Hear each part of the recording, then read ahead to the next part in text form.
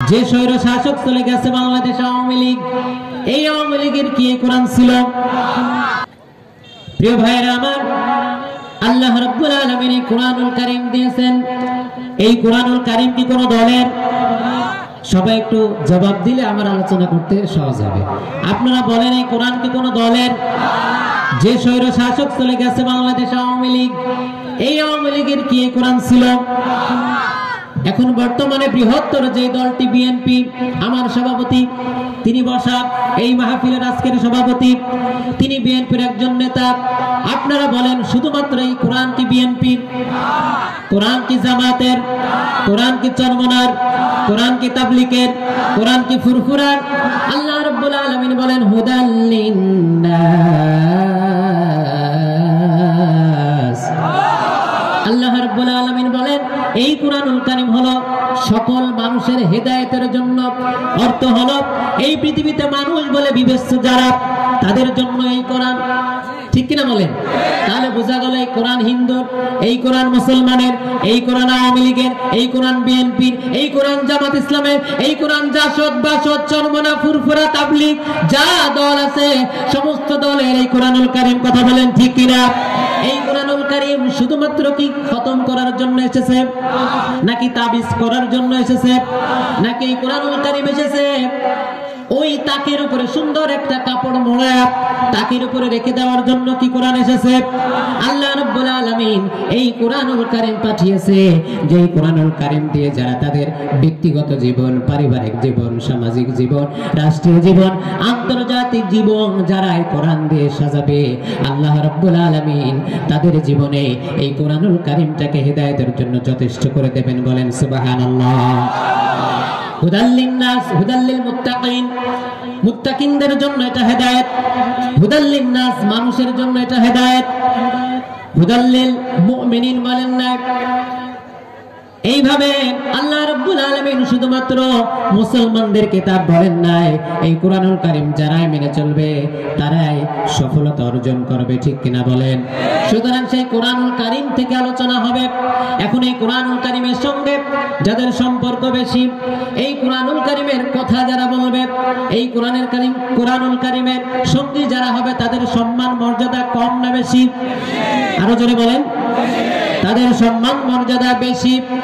আপনারা দেখে এতদিন দেখেছেন যে এই পর্যন্ত যারা কোরআন থেকে আলোচনা করেছে, তাদের এই কোরআনের আলোচনা করার কারণে সম্মান মর্যাদা আকাশচুম্বী। আরো জোরে বলেন। তাদের সম্মান মর্যাদা আকাশচুম্বী।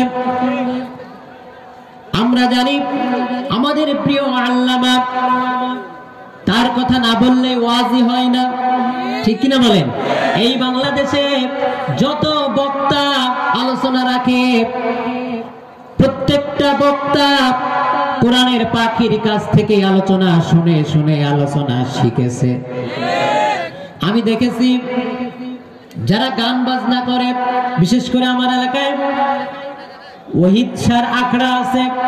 এই ওহিদ শাহর আখড়ায় আমি নিজে চোখে দেখেছি, যখন তারা গান শুরু করে, গান শুরু করার আগে তাদের গুরুর নাম নেয়, আবার কানে হাত দেয়।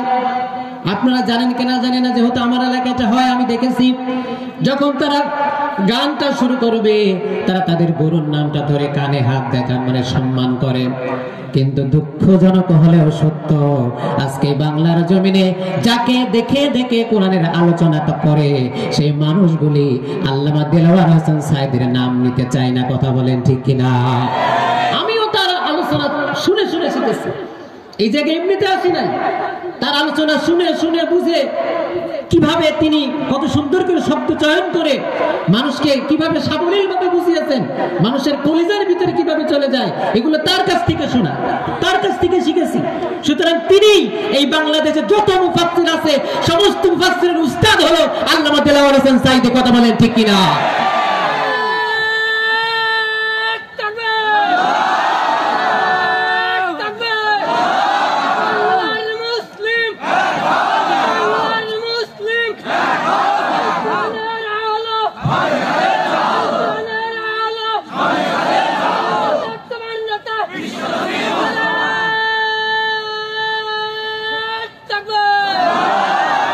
প্রিয় ভাইরা আমার, এই জন্য আল্লামা দেলাওয়ার হোসেন সাইদির জনপ্রিয়তাটা ছিল আকাশচুম্বী।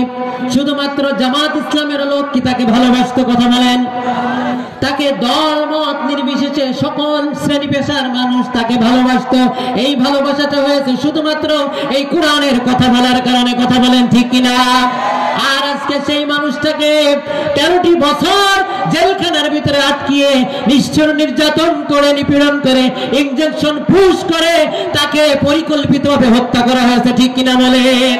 প্রিয় ভাইয়ের আমার, এই জন্য আমরা বলতে চাই, তোমরা একজন আল্লামাকে মেরে ফেলতে পেরেছো, কিন্তু আল্লাহ তাআলা এই কুরআনুল কারীমের কথা বলার জন্য এই বাংলার জমিনে তার উত্তরসূরি হাজার হাজার কোরআনের পাখি আল্লাহ তৈরি করে দিয়েছেন। কথা বলেন ঠিক কিনা?